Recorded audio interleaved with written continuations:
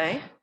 So, all right. So thank you everybody for joining us today in person and via Zoom. We are here for part 4 of our It Takes a Village series. And so this one is going to be on Manomet. And so this was the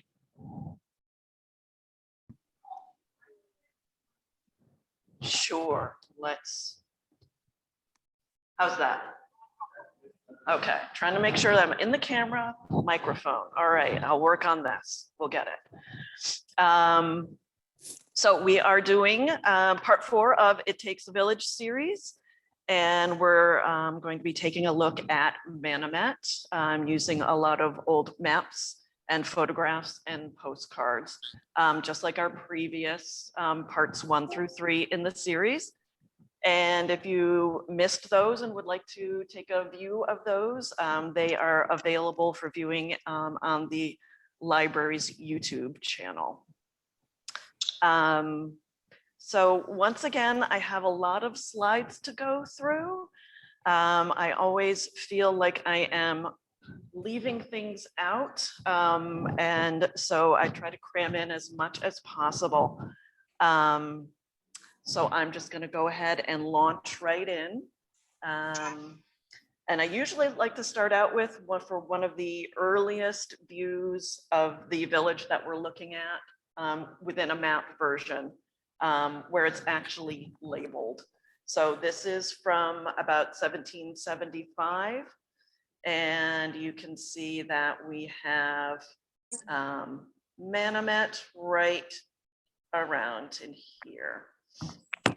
So we've got Rocky Point right here and the beaches. We go to Manomet Point, Stage Point, and then all the way down beaches again, and all of this area in here.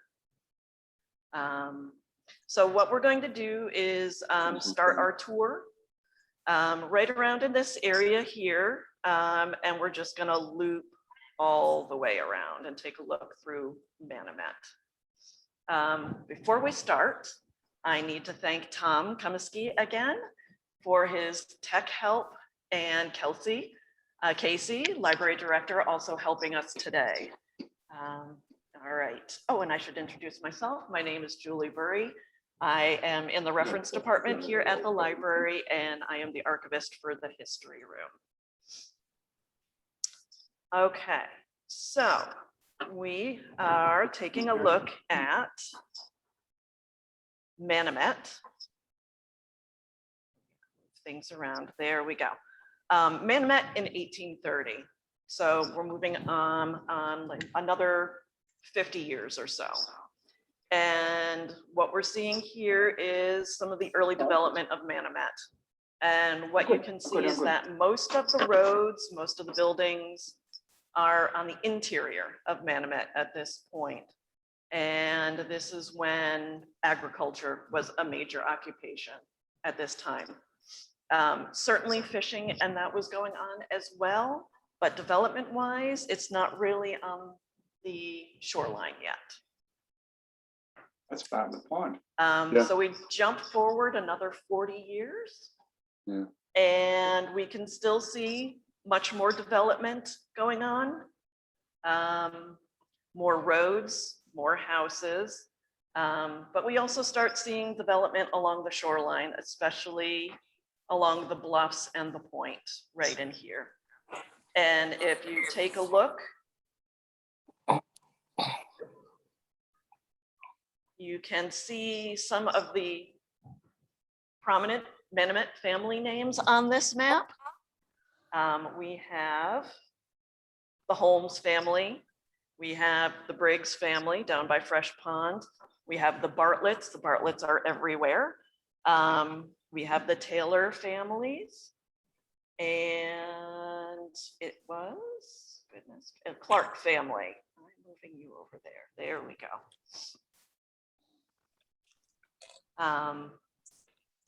All right, so now we're going to jump ahead 1962.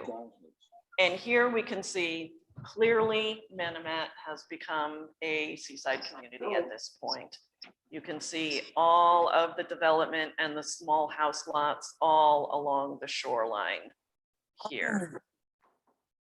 And the interior is still quite agricultural. You can see there are a lot of bogs, cranberry bogs in this area. So by this time, 9 of the 11 neighborhoods in Manomet are now associated with the beach. So starting at the top here, we've got Priscilla Beach. We go down to White Horse Beach. We've got Manomet Heights right in this area. And then we've got Manomet Bluffs right down in here. We go to Fisherman's Landing, Churchill's Landing. And then we get to the other smaller private beaches within Manomet Beach, Colony Beach, Pilgrim Beach, all of that. So really the only neighborhoods that aren't directly associated with the beach are Shallow Pond and Cedar Bushes. So Cedar Bushes is right around here, right on Fresh Pond, so they still have water. And Shallow Pond is right down in this area right in here. So we're just going to take a look at some of these neighborhoods. We're going to start out right at the corner of Rocky Hill Road and State Road. And this was the location. Oh, you can see right here. So this is Rocky Hill right here. And then we've got State Road right here. And this is the location of the Yankee Traveler Motel and the Open Hearth Restaurant. So this was a popular spot, very popular restaurant, 1950s to 1980s. And so now the motel buildings, they were all converted into condos, and this is now the site of the Pilgrim Village condos. All right. So moving down on Rocky Hill Road, we have a nice aerial shot of the Charles Stone estate. And Charles Stone, he was one half of the Stone and Webster engineering firm in Boston. That company was founded in 1889. And that same year, they started the Brockton and Plymouth Street Railway. So that brought local service into Plymouth. And it originally ended in Chiltonville, and then they brought it over the Pine Hill, and it got into Manomet Hill. Then it ended up in Fresh Pond. That was the new terminus for the line. And this really brought in, made it really readily available for summer people to get here. So that's when you start seeing Manomet really booming as a summer destination. And then going around the corner of Rocky Point, we get to Pilgrim Nuclear Power Station. It was built in 1972 by Boston Edison. It cost $231 million. Later sold to Entergy in 1999. Starting around in the 1980s, there were some equipment issues which forced some shutdowns. And also there was vocal opposition from a local group called Pilgrim Watch. And then eventually in 2019, the station was permanently shut down and it's currently undergoing decommissioning. All right, so now we're rounding the corner of Rocky Point and heading south. And we get to our first neighborhood, Priscilla Beach neighborhood. So just on this map quickly, we've got State Road right here, and then we've got White Horse Road coming right down here. And this kind of is the separation line for the neighborhood. Everything sort of north of White Horse Road is designated sort of Priscilla Beach area. And this neighborhood is really characterized by having single family homes as opposed to summer cottages and a private beach. And they have an association, a very active association. I'm just going to see if I can Okay. So very active association that works to preserve and maintain the Priscilla Beach area. Okay. So just going to take some views of the actual beach. These lovely people are enjoying a day on Priscilla Beach, and we are looking south. And so you can see Priscilla Beach, and then it heads out to Manomet Point right in here. And then this one, you can see that they're looking north, and this is the Rocky Hill Point right in here. So this is just where we were with Pilgrim Nuclear. And just to get a view of some of the cottages right on the beach within Priscilla.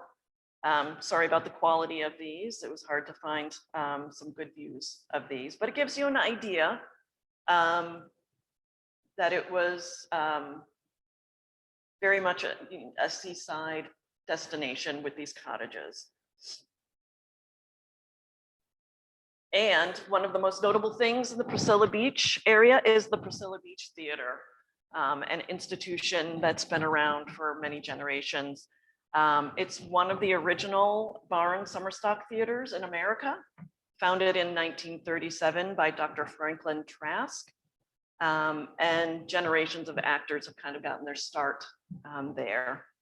So you may recognize some of the faces that we have here that have set their feet upon the stage at Priscilla Beach. We've got Paul Newman, Pat Carroll, Sandy Dennis, Dan Blocker, Gene Seberg, Gloria Swanson, and we have Al Brooks and Peter Gallagher, Rob Reiner, and Jennifer Coolidge. These are the notables. So the Plymouth Beach Theater, it had its heyday in the 40s and 50s. They had up to 150 actors in residence at one point. They had multiple cottages that they owned. They had an estate house, a carriage house. It was quite a complex that they had. Started to go into disrepair, and in 2015, it underwent a major renovation. And now the Plymouth Priscilla Beach Theater is going strong, and they are still producing shows every summer.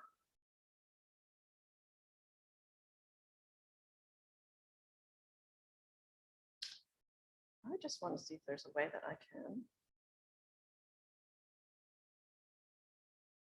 Ah, there we go. Lovely, so much better. Okay, all right, so now also within the Priscilla Beach area, we've got St. Catherine's Chapel. Okay, so this was built in 1924 and then later expanded to accommodate the increasing Catholic summer population. So St. Catherine's was originally a part of St. Peter's Church, which is in downtown Plymouth, but then later became a part of St. Bonaventure's when St. Bonaventure's was built in the 1950s. So once St. Bonaventure's was built, St. Catherine's was sold and demolished 2011, and today it's now a public park. All right, so now we're going to head down to the White Horse Beach neighborhood. And so this is basically just south of Priscilla Beach, everything that is sort of south of White Horse Road. Once known as the Irish Riviera, due to the large population of Boston Irish that would vacation here in the 40s and to the 60s.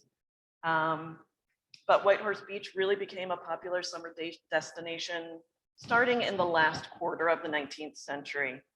And this is when you start seeing all of the little cottages that it's known for are starting to be built along the shore. And you can see some of them right here in this photo or postcard. So, another view of some of the cottages right along the beach. I love this one. And again, I love the ladies with their parasol.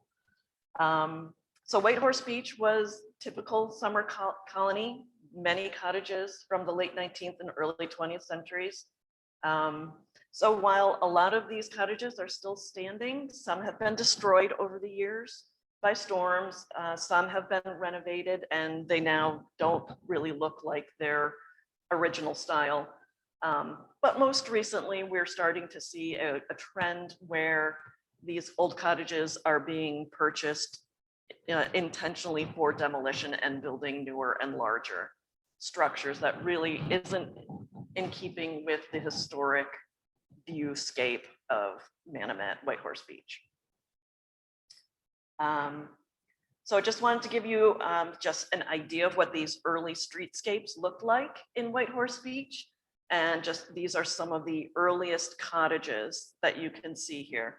So you can see they're small, very modest. Typically, they were just seasonal cottages, not meant for year-round living. Very cute. We've got some of the gingerbread boards here on the verge boards, just really lovely.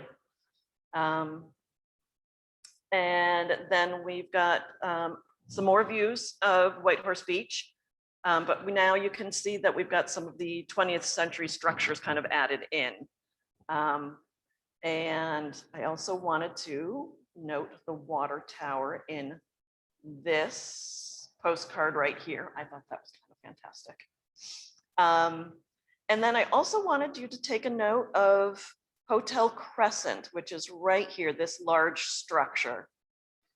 So just to get yourselves oriented, this is Taylor Ave, or this is Taylor Ave right here, coming around the corner of Whitehorse Road. All right, and then we're gonna see a better view of Hotel Crescent right here, this large one right here. And so this was a very popular, especially one of the earliest hotels, Whitehorse Beach. And it was right across the street from the beach entrance. So it was a very nice spot for people to stay. If you weren't lucky enough to own a cottage, Hotel Crescent was a really fantastic prime spot. So going down a little bit on Taylor Ave, which is right here, we now have some views of Bartlett Brook. So Bartlett Brook, it starts near the Beaver Dam Road area, runs through Manomet and into some of the cranberry bogs, feeds into Bartlett Pond, which is located right behind Whitehorse Beach, and then empties into Cape Cod Bay. So you can see it kind of coming through here, right across Taylor Ave and emptying into right here. So Bartlett Brook just goes right through, all the way through Manomet. And so now we have Whitehorse Rock, which is now known as Flag Rock.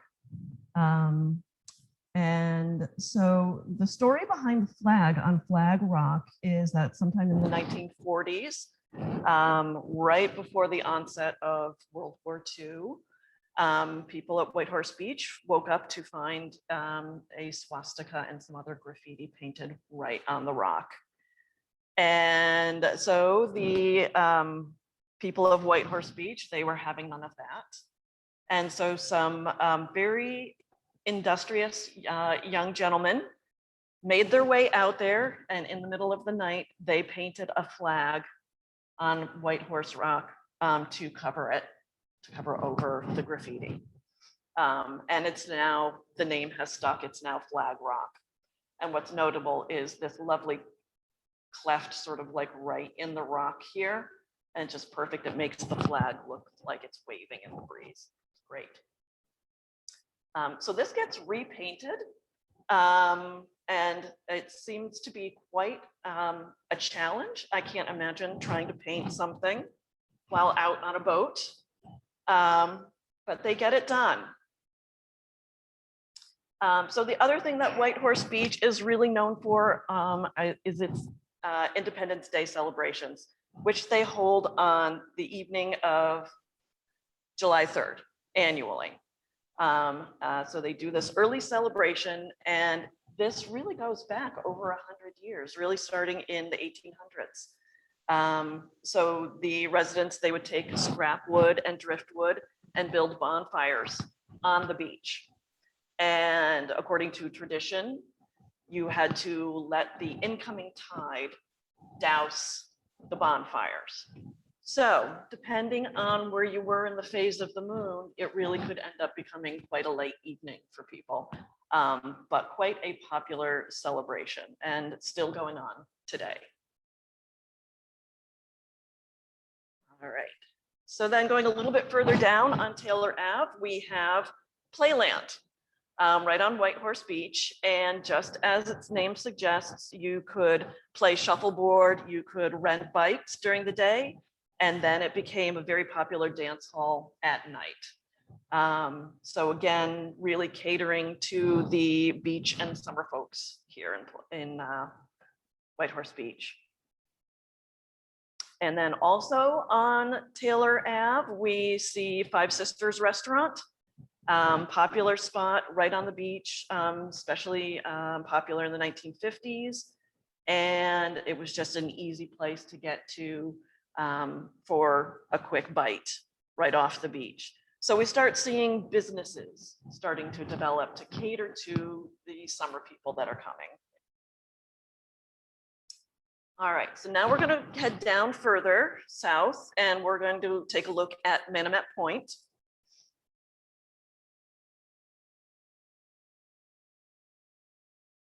Okay. And first, we're going to take a look at Ardmore Inn, which was originally named Manomet House. And it was built in the 18th century and run by generations of the Holmes family. And then it later became an annex for hotel staff when the very large and very grand Mayflower Hotel was built right nearby. Then the Ardmore lapsed into disrepair, and it was unfortunately demolished in the 1960s. And so here we're taking a look at the lovely Mayflower Inn. This was opened in 1917, right on the top of Manomet Point, just a commanding view, gorgeous building, designed by Boston architect J. Williams Beale. Just an unbelievable structure, 170 rooms, colonial revival style, very popular during that time period, and really was the summer resort for the rich and famous. Really had an elite clientele and dominated the life along the shore into the 1950s. And I love some of the descriptions that I've come across describing the clientele for this hotel, that the women, even though it was in the middle of the summer, they would still go to dinner dressed to the nines in their furs.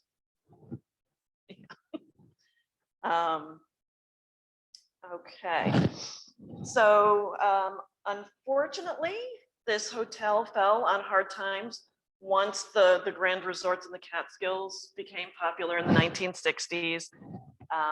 And the structure had a couple of fires in the 1970s and eventually had to be demolished. But the site is now been replaced by a condominium complex called Ocean Point. And if I could move this guy, there we go. We're just going to take a look at what it looks like today. And there it is. So you can see this was the original location right on top of the hill. And then you can see some of the amphitheater that is still there going down to Skokes Pond right in here. And this was the driveway all the way up to it. Quite a nice spot. All right. And then we just have this lovely piazza. And I think we have one of our grand ladies in her furs sitting right on the piazza. And then I wanted to show this aerial view to kind of give you an idea of the whole complex. It became, they built the Shore Club right down in here and the bathhouse. So you could come right down and be right in the very stylish Shore Club. So we've got this right on Manomet Point Road, coming into Taylor Road right here. And you can really just see this absolutely stunning landscape that the hotel has. And so I just wanted to give you a few views of the swanky Mayflower Shore Club and bathhouse. I just loved these postcards and I couldn't pass them up. I like this one. And there we go. So these buildings, they were also demolished. And so the Ocean Point condos also built here on this location. Right on the beach. We're just going to take a quick look, and there they are, right there. So this is Taylor Ave right here, and they've got to have some of the best views on the beach. All right, so right on Manomet Point, we've got the US Life Saving Station. The original building, built in 1874, was really located closer to Mayflower Hotel. But by 1905, I believe, they had this structure built. So in 1874, Stephen Holmes, another Manomet name, already had years of experience as a surfman, and he was appointed the first keeper. And so the original 1874 station still exists as a private home. But by 1901, this station was built and it replaced that original building from 1874. And they moved it more onto Manomet Point, right on the edge. In 1915, the US Lifeguard Service Station, it merged with the US Revenue Cutter Service to form the US Coast Guard. So the station was then subsequently designated US Coast Guard Station number 31. So they had a boathouse also built right on the bottom of the hill close to the beach.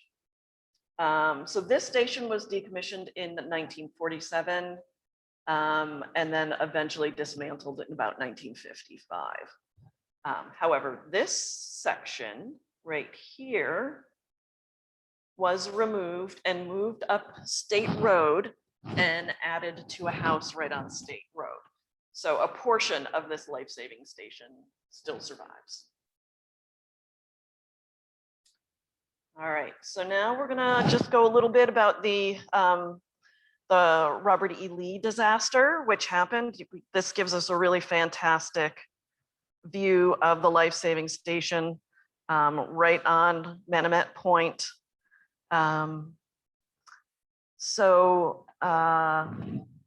The Robert E. Lee, it struck the Marianne Rocks that are just off of Manomet Point during a gale, and this was in 1928. And so the station guardsmen went to go out and start a rescue process. There were 273 passengers on board. But what they didn't know, what the guardsmen didn't know, is that the captain had already secured the boat and it was safe for now.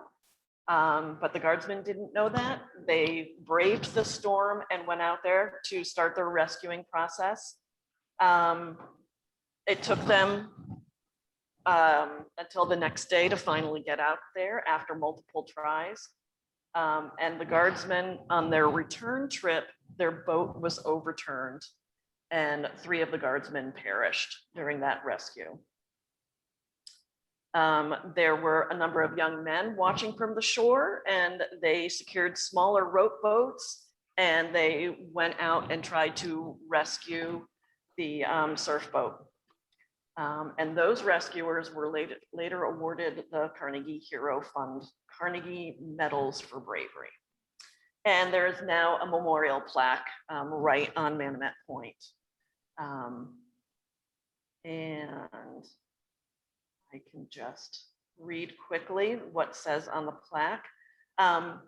In memory of boatswain's mate William H. Cashman, surfman Frank W. Griswold, surfman Edward P. Stark, who of station number 31, United States Coast Guard, lost their lives in the performance of their duty March 10th, 1928, when the steamship Robert E. Lee stranded on the Marianne Rocks southeast of this station. Greater love hath no man than this, that a man lay down his life for his friends. So this is a picture of the memorial right here. And so the community effort started in 2010 to get these three men their hero status. And there is also work to get the site improved for the memorial at the point. All right, so now we're going to head down.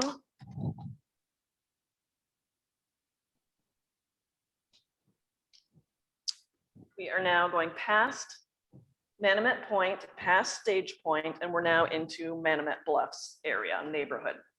So this is Stage Point right in here, and the bluffs. And so we're looking north at this point. And then Manomet Bluffs looking south from here. And you can obviously see why it has the name The Bluffs. And right here, we have Hotel Idlewild. It was built in 1876, another one of these early hotels in Manomet. It was right on top of the bluffs, so it had commanding views of Cape Cod Bay, and also had such notables as Grover Cleveland and Nathaniel Hawthorne's stay. And luckily, I love to say, this building is still there and is still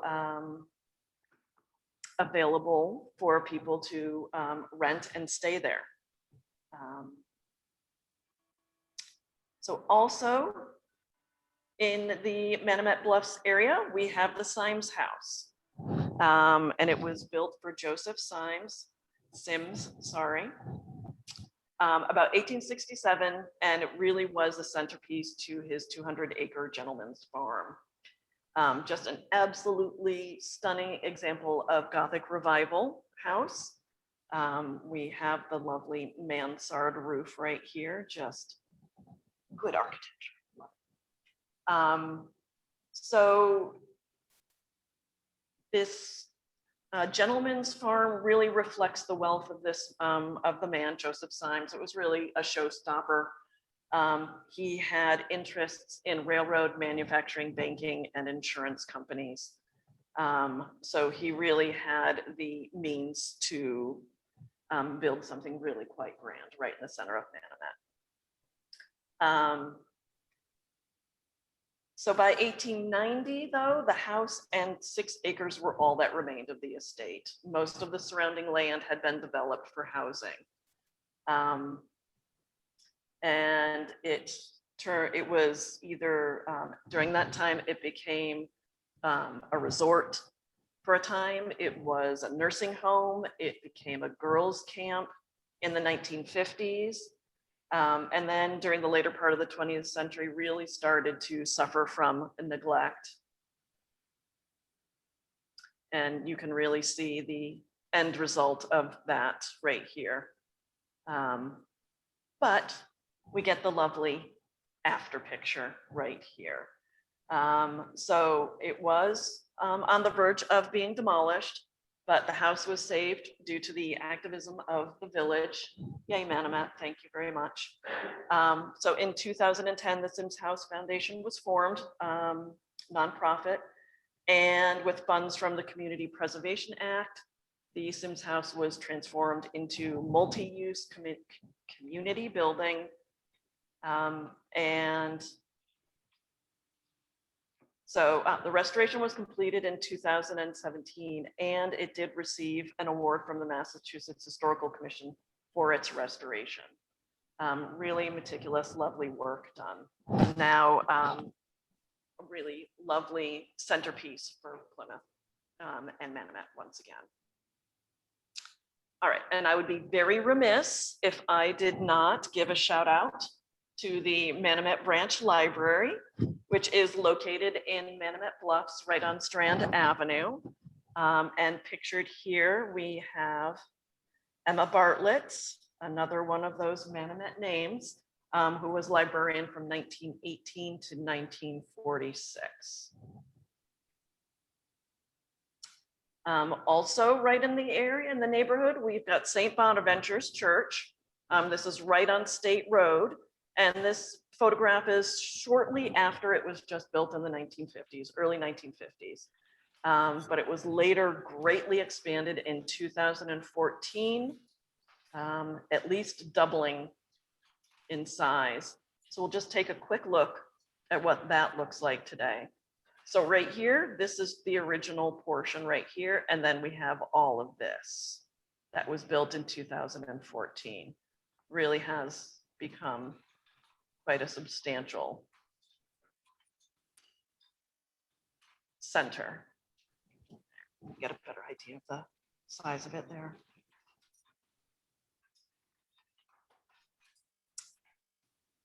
All right, so now we are heading towards Fresh Pond. We're getting a little bit more south. And Fresh Pond is really kind of right at the location at the junction of Cedar Bushes, Churchill's Landing, and Fisherman's Landing is all kind of right around there. So Fresh Pond, it's a 62-acre kettle pond. And there is also the park that that's there, established in 1915 and was and still is a popular spot for swimming and picnicking. And on the western shore of Fresh Pond, we have the Native American burial site, which gives us just an idea of the ancient history of this area. Also right on Fresh Pond, we've got Raymond's Corner. There was a lunch stand and a cabin camp. And it was another popular spot for summer folks to stay and easy access right off of State Road. And also popular, a few decades later, we've got the Cranberry Motel.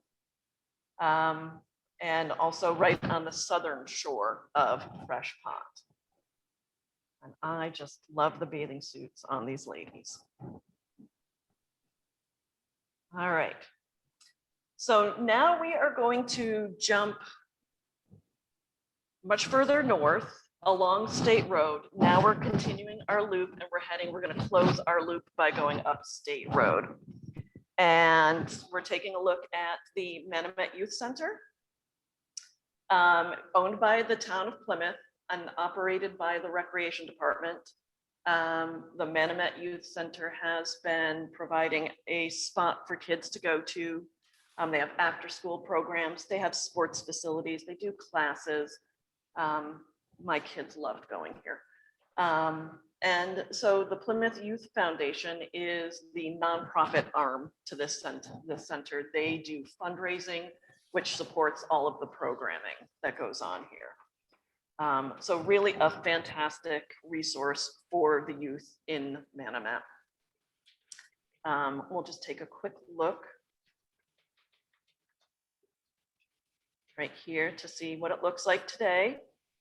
Just recently, they did a bunch of work and it's just looking so lovely and spruced up. I love the red doors. And really just once again, just a fantastic resource for our kids to have. All right. So then moving more north on State Road, we've got Manomet Post Office was located in this building at one point.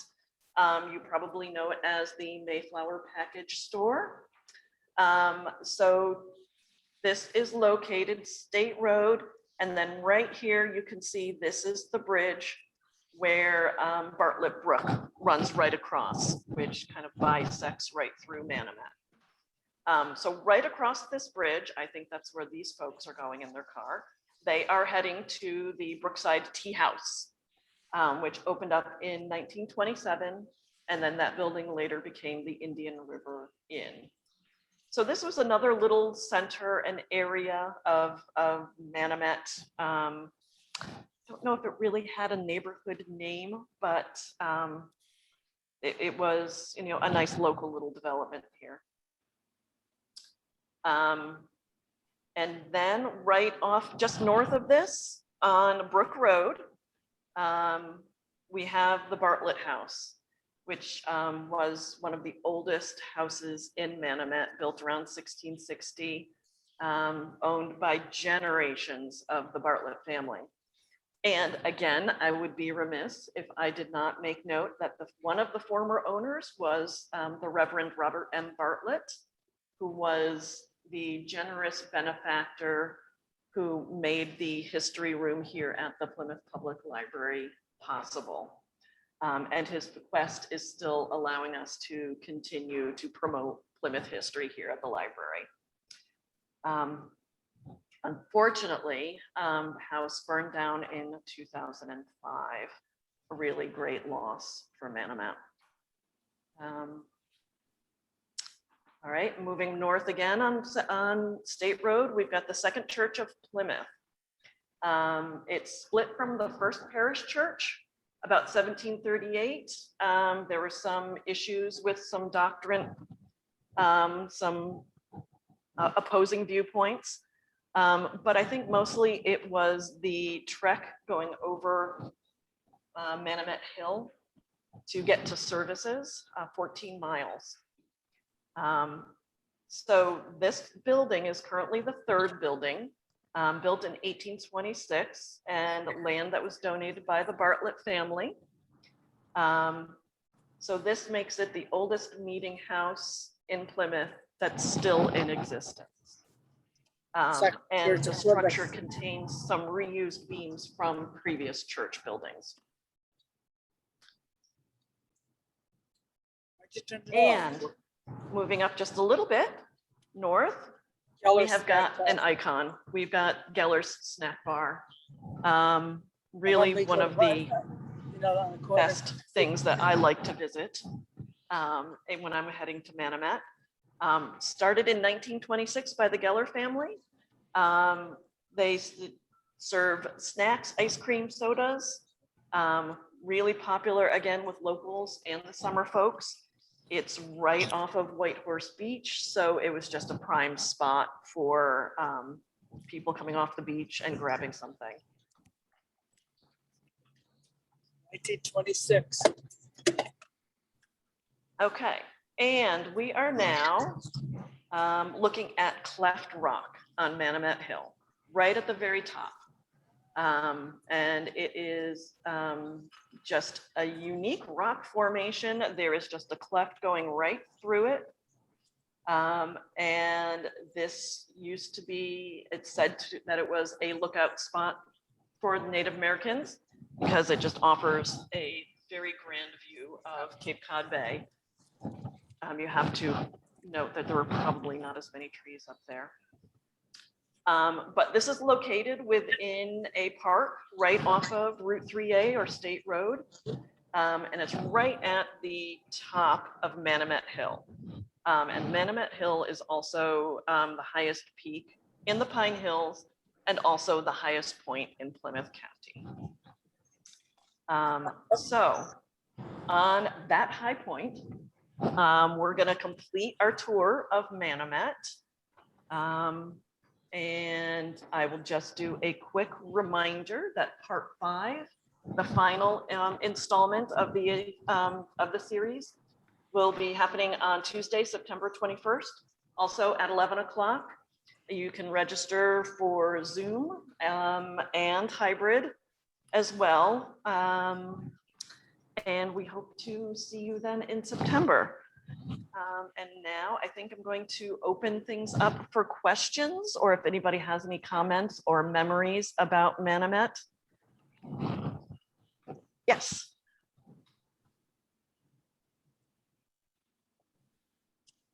So the question was, do I know anything about horse racing in Manomet? And I really should have reviewed this. I know there's a whole legend about why White Horse Beach was called White Horse Beach. Is that what you're referring to?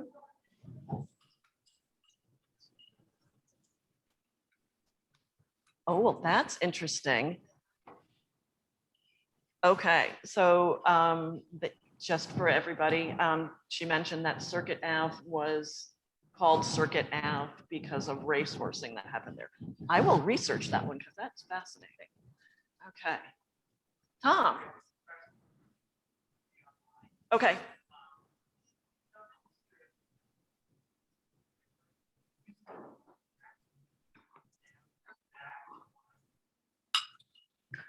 Okay, so the question was the history of Churchill's Landing.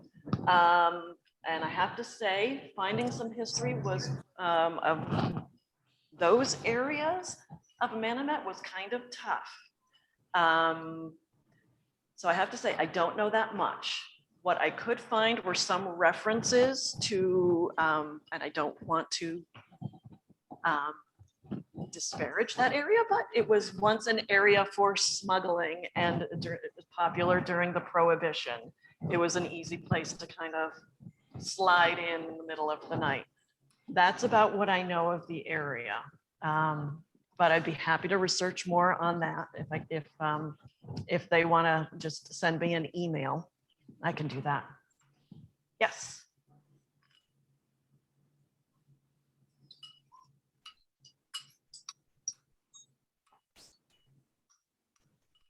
And again, I have to say, I don't know. There have been some name changes over the land formations over the years. I noticed that Rocky Point was at one point called Elijah's Point for quite a number of years on the maps. And we can see that White Horse Rock eventually becomes known as Flag Rock. So I don't know why the name change happened. The name itself for Manomet?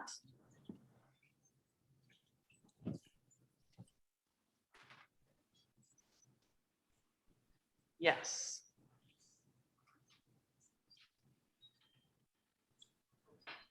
So just what they're asking about the name of Manomet and how it originated, because it was originally associated more towards the southern, more south, and really more towards the Uptuxet trading post, but then eventually kind of becomes attached to more north, what we now know as Manomet now.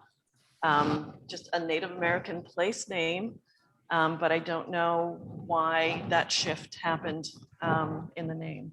Yeah. Yes.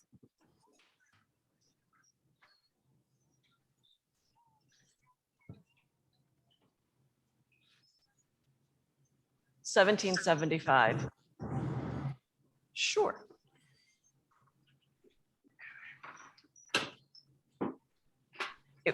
Jerry's coming at 9 o'clock tomorrow. Take us over to Joe's. Okay. Yes. Oh, wireless on the most reliable All right. network So we are, nationwide. sorry, scrolling through. That saves up to $400. Very first one. There we go. Xfinity Mobile with internet. It's so good. I It think keeps that one would up be a in T yourself. right there. So I think it's Manomet. Yeah. And it just, typically with a lot of the Native American names, they kind of get anglicized over time. And so I know in my hometown, there is a lake that was originally much longer. It was the Mashanipsit Lake. And then it shortened to Shinipsit Lake, and now it's just known as the Snip.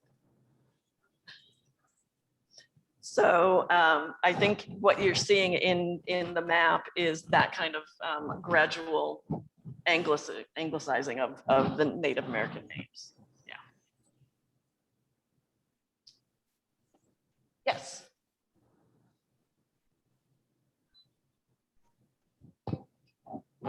It is on the east side. Yeah. So right where, if you're just coming right up onto the crest and you've got the bicycle shop right there, the entrance is right there. It's very quick. Oh, I'm sorry. The question was the location of Cleft Rock and the access point to it. And it's on the east side of State Road. And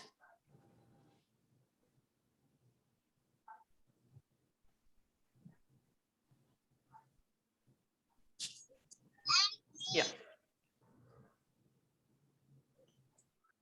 Yes, yep. So she was noting that there are now, it's now a popular spot, a lot of trails for mountain biking. Yes, yeah, and you do see a lot of cars there. So, but I have to admit, I have never really been there to see it, but I would love to see it. Cleft Rock, I want to see if you can actually walk through it. Excellent. Yes. All right. Yes, question.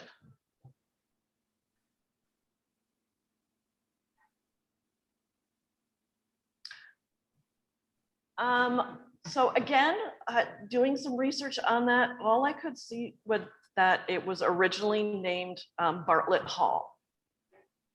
Yeah, so I am going to assume that again, it was something that the Bartlett family, very prominent in the town, had built.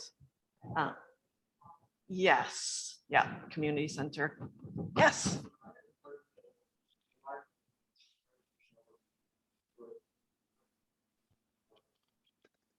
Ooh, interesting. I know that it was suggested that it was one of the original locations to the Manomet Library prior to its current location. I know the Manomet Branch Library moved around a lot in Manomet. I think it was also within the Clements there, and then it was across the street where the bank is at one point. So I would not be surprised if that was the case. Yes. It was the library? Thank you very much. I knew there were going to be some locals here to set me straight. Thank you. Excellent. Yes.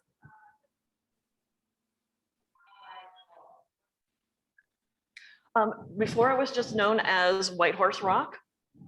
And then it became Flag Rock after sometime in the 1940s, right before World War II. There was some graffiti that that happened in the middle of the night. There was a swastika painted on the rock. And the locals decided that they could not abide that. And in the middle of the night, some young gentlemen went out in the dark and painted over it with the flag. Yeah, good for them. And now it's now known as Flag Rock. Yeah. Yes. Yes.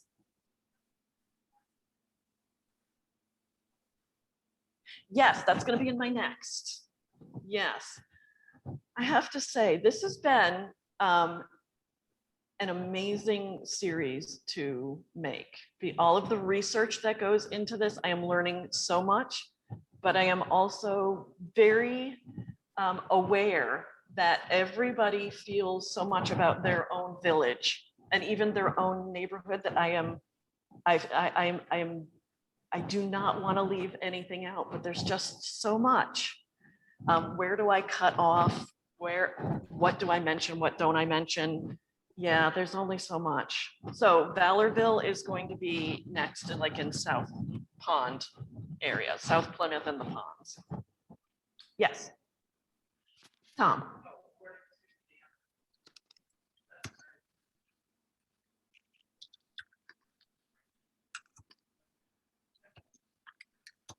Okay, so we had some contribution from Zoom. Thank you again. Left side of the Manomet Youth Center was, say it again, Tom? Schoolhouse. Okay, and the library moved in the 70s. Okay, great. Yes.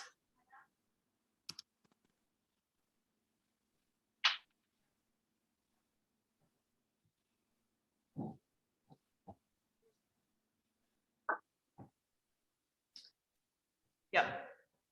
So its original ending spot was Hotel Pilgrim in Chiltonville, because it was owned by the same. They were really encouraging people to get to their hotel. And then it was extended down to Fresh Pond. And actually it followed the Rocky Hill. It went around, it did not go through. Yeah, yeah. Okay. Tom, any more questions on? Okay, we're good.